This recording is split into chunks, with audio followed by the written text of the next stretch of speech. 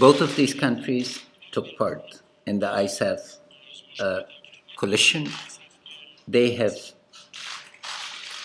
had major commitments and they've sacrificed in Afghanistan. I'd like to take this opportunity to pay tribute to those common sacrifices and simultaneously take the opportunity to pay tribute to the 2,215 American servicemen and women who paid the ultimate sacrifice, more than 22,000 American soldiers who've been wounded in action, civilians, numerous contractors, and others.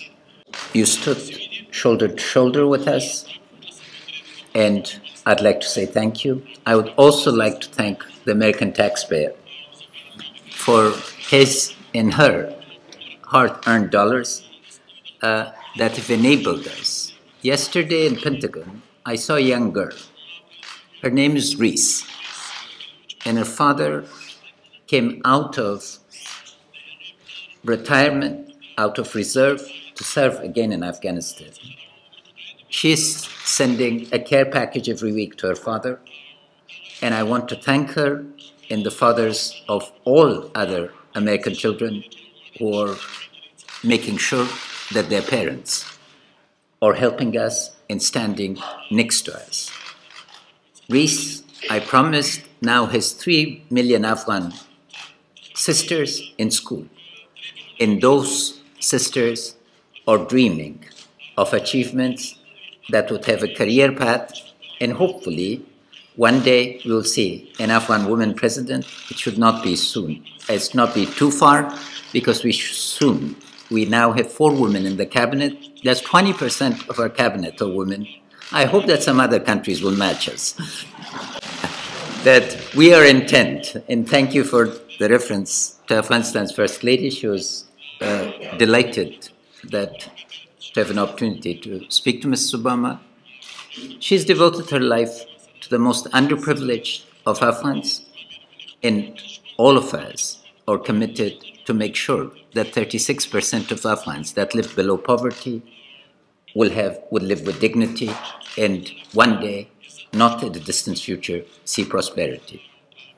Dr. Abdullah and I are grateful for the reception that you've accorded us, Mr. President.